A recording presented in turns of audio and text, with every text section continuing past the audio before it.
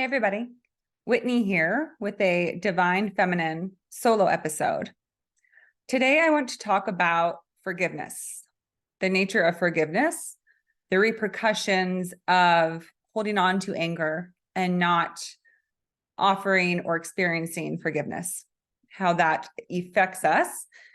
And then I also want to talk about ways to forgive those in the spirit realm while we're still here on earth, if we can't express or experience forgiveness for somebody that we are currently physically in this lifetime with. It might sound confusing, but I'm going to clarify it, explain what I mean.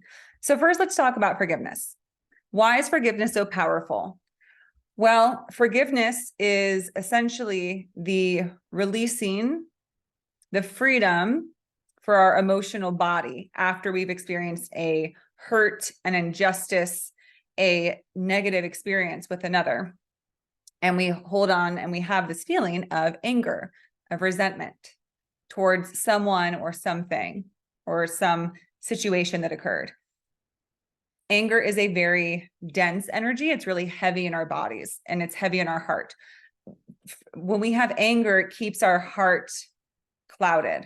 We're not able to have a clear heart when we feel truly anger towards somebody, angry at something. That is a very energized feeling that will cloud our judgment, cloud our hearts, keep us from feeling that connection to others because we feel resentful and angry.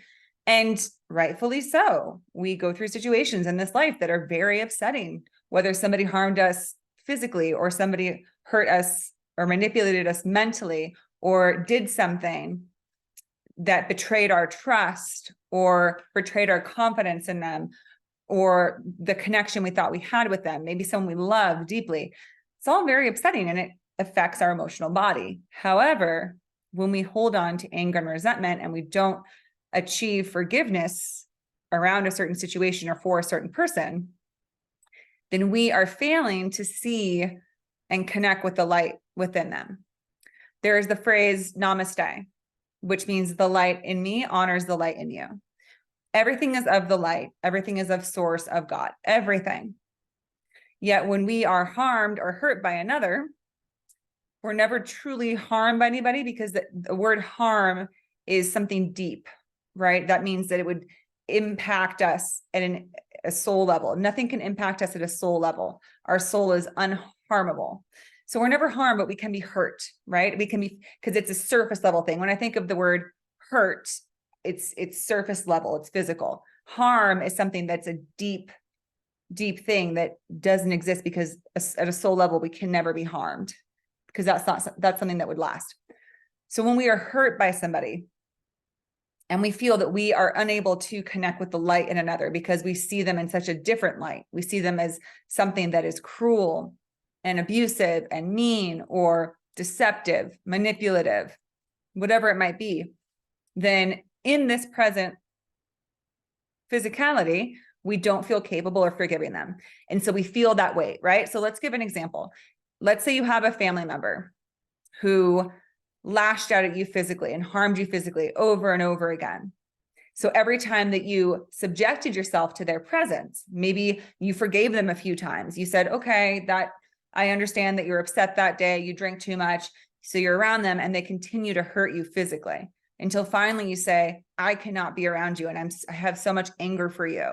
I can't believe that you've done this to me. I don't know why you would treat me. We have all these questions, right? Again, rightfully so. That's very hurtful. It's very painful to be treated that way by somebody that you thought should care for you and love you enough to never want to hurt you or harm you. The truth is that they're acting out from their own pain within. You don't want to keep that pain within you because resentment breeds anger. Anger breeds resentment. It goes both ways. And neither of them are outgrowths that you want. Those result in being cruel, of being impatient, of being unkind to others because you're hurting, again, just like the person that harmed you. So we don't, use that word harm. Hurt you, not harmed. Can never be harmed, not truly. But let's say you get to a point where you're trying to make peace with yourself, within your body, emotionally, physically, mentally. but you have this lingering anger. You have maybe of somebody that you're disconnected from, that you haven't resolved an issue with, yet you feel like you're not able to do so because, again, they've harmed you so much. They've betrayed your trust over and over again. What can you do to release yourself? Because there's a lot of wonderful sayings, statements, quotes about resentment, about not forgiving.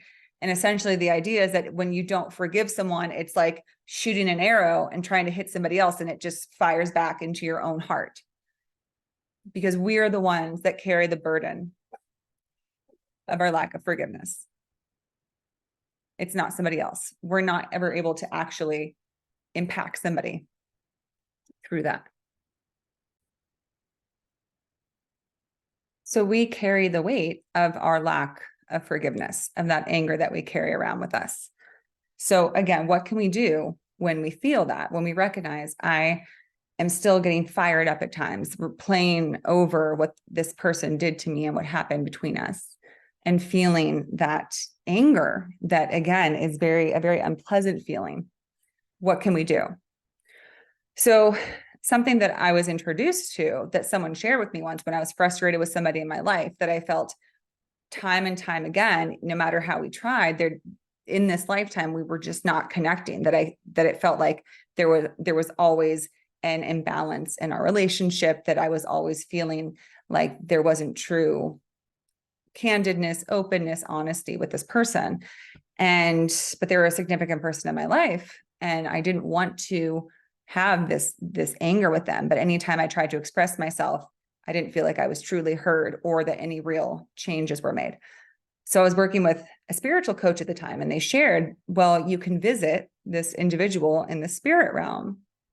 You can visit their soul, because again, the light in me honors the light in you. We are all of the light. We are playing out an experience in the physical world right now. That's what we're doing on Earth. We're just having a fun little experiment of what it's like to be physical in the body, to have our memory erased of who and what we truly are, which is a spirit connected to everything eternally. So we want to have this unique chance to experience life on a day-to-day basis, where the sun rises and sets, and where there's 7 days of the week, and where there's nighttime and daytime, and you and me, and men and women, all these different dualities, right? But if we're able to go into the spirit realm, we can always connect with any individual that we know in this lifetime with their higher self, with their higher source, with their soul. And when we do so, then we remember who they really are. Who you might meet in this lifetime is not always an example of their highest form. People are at very different levels in this life because they're learning, they came here to learn a lesson. Some people are further along in expanding their consciousness and remembering more clearly who they really are. Some people are not as far along. They're still early on in the process, maybe a newer soul in Earth, learning and remembering. So they might act out. They might get into some more deceptive practices because they haven't really learned who they are yet. But when we go to the realms and meet them there, then we can connect with them with love, because we can see them for who they truly are.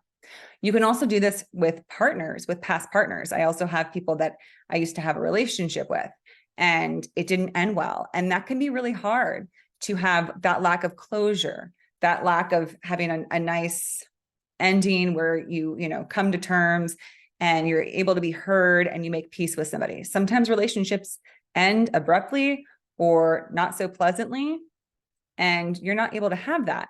So I've done that in relationships as well. Or especially if it was somebody where I really felt, this wasn't a very good person. They didn't treat me very well. They don't really have a great track record. I found out some pretty upsetting things about them. So you feel, again, as I was saying before, in this lifetime, it's not possible to connect in a safe, healthy way. And it's not possible to feel actually heard and seen by them, and to actually see and hear them, because they're not fully present in that way. So you can meet on the realms and you can connect with their true self, because then you can find it in you to forgive, because then you're seeing them in their true light. So you can do this through meditation. You can do this through, simply maybe taking some space to spend some time in nature, an afternoon on a walk, and maybe just sitting under a tree and picturing that person walking towards you. in their highest light, picturing them with radiant light around them. It's their soul self. There's lots of different descriptions about people's soul selves. Something else I've heard before is that if you have a loved one who is very, very sick, right before they die, it often happens. I remember somebody told me this about their friend whose wife was dying from cancer. And as the cancer progressed, she became less and less, this version of herself that this person knew and loved, right? She was frail. She was sick. She lost her hair. She was dying. And right before she passed, the version of her that was young and useful as this person knew her came to him and said, I have to go now. You have to let me go. And he said that in that moment, she was the most radiant, beautiful thing he'd ever seen. It was her full self, but even more. She was glowing. Her brilliance was showing. And the next day she died. She passed on. So he was seeing her true soul self coming forward and saying, because here's the other thing, as I was saying before, you can never actually be harmed. Anyone you see who's dying, a part of that's their physical self, right? That's all it is. Their infinite radiant self is always there. So you can also do this, whether it's forgiveness or not, if you've lost a loved one, or if you're struggling with end of life. Some people watch a loved one, perhaps their parents, they come to be their caretakers, and it can drag on for years. And all this person that you knew is very vibrant and, very active, is now this frail person whose life is very limited. And that can be devastating to see someone that way. But you can also do this same exercise to connect with their higher selves, where they're their same youthful, vibrant self, because that's their true soul self. So back to the image of sitting out under that tree and seeing that person's essence walk to you. Again, maybe it's your father who just never really was able to make that connection with you, to love you, to give you what you deserved as a child. You can see them walking towards you and picture them as not as the person that you knew in this lifetime, but as their higher self, which is a part of source, which is the light self, and see them coming towards you with nothing but love to give. And you can even place and put in the words that you need to hear, which is, I love you and you deserve so much more. And we had our agreements and what we were going to experience in this lifetime, but please know that if it's keeping you from having your peace, that I am, part of me is still existing in the spirit realm, and I love you, and I will always care about you, and you're forever loved and cared about, and we'll be together again in the spirit realm. So just this idea of connecting with people. We live in a physical world, right? Where we live a lot by our ego. Our ego keeps us in this existence of physicality. Ego essentially is what enables us to see ourselves as an autonomous, separate being. But we've attached very strongly to that. So again, these people who have hurt us are ironically those who are so deep in a lack of forgiveness for themselves or others that they become so attached to their ego that they will do anything to defend themselves and protect themselves and not think of others. So they weren't able to treat you how you deserved, or they hurt other people. So with that understanding, we can then have this practice of, okay, I want to forgive. I want to forgive this past partner. I want to forgive this family member. But in this lifetime, it's not possible because I can't see them in person, because they've become unsafe, dangerous for me to subject myself to. So I go to the higher realm and I visit them there. And it could even be somebody that you're worried about their soul, their well-being, maybe somebody that you've lost to a drug addiction or something. And you feel, oh my gosh, I feel like I've lost this person as I knew them before. I feel like their poor soul. I've been there before with siblings, with, again, past partners, where I feel this concern of, gosh, I hope they feel very lost in this lifetime, very disconnected from their soul. And that's where you can do this exercise to bring yourself peace and also forgive. Because again, with different people, like let's say you have a partner or a sibling with an addiction, it's devastating to watch, but also frustrating. You can be angry because when people get in that state, again, it's purely an ego. So they're just living to survive. They're not able to think about other people. They disconnect from that, and they're just purely trying to get by, which any way they found, which is through addiction. We can visit them on the soul level, and they can tell us, hey, I'm fine. I'm fine. I'm always here in my pure essence, as are you. We're playing out this little drama on the earth plane, but remember me this way. And remember that you will find me here again after this experience, this earth trip ends. We'll meet back in the soul plane and I'll see you there. I found these exercises to be very powerful for forgiveness and for gaining peace around a situation. Again, whether it's a family member that you're disconnected from, or a past partner where things didn't end well and there was no closure and you're angry at them or you're worried about them and you can't seem to let go of resentment. Visit their soul essence on the soul plane, whether it's in meditation or sitting under that tree out in nature and just having that quiet moment where you recognize the light in me sees the light in you. Just as sure as I have my soul, I know that you have your soul.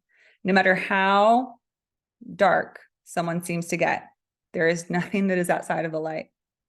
There is love in everything.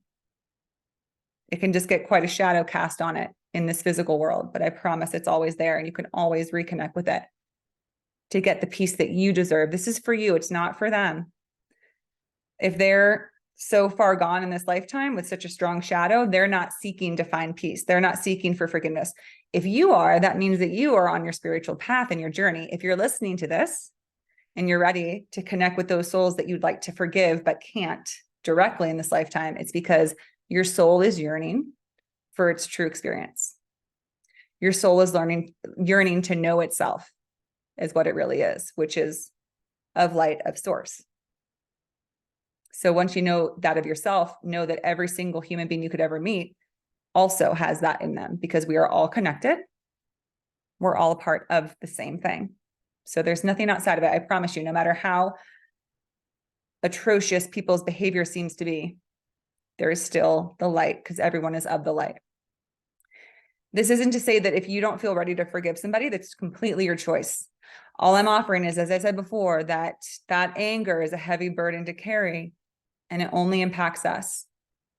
Sometimes it feels like anger is almost, they call it self-righteous anger, where you're like, I deserve this. And anger can almost feel empowering, but it's a painful empowerment. If you think about it, whenever I'm angry, it feels very fiery, which isn't very comfortable to be encased in flames.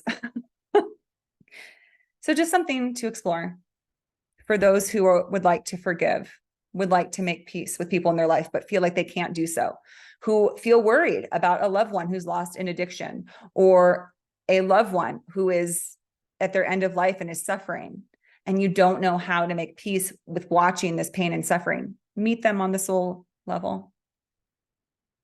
Meet them on the soul plane and they'll find you there and they'll tell you, hey, don't worry, I'm fine.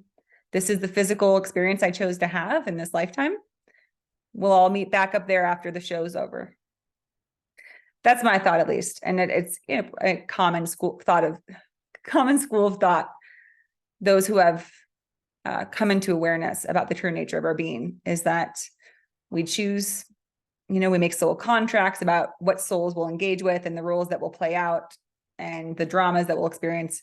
And then we all meet back afterwards for a big laugh about it, which I don't mean to be insensitive. Some people incur horrific treatment and horrific experiences, but the idea is that the soul doesn't know good from bad. It just looks for the feeling and the experience.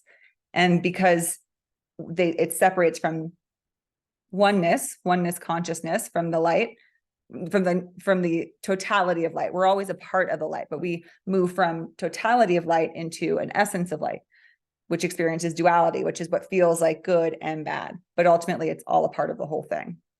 So if you found yourself in the dark and it's a terrible experience, I'm not minimizing that. And if this doesn't resonate with you, to forgive those or see those in the light of soul light, follow your path, follow what feels true to you. I just wanted to offer this for whoever it might connect with. And now I'd like to pull an Archangel Oracle card from this deck by Doreen Virtue to see what wants to come through for this reading. So let's see, can we please get one card for the highest good and greatest guidance for all listening? One card.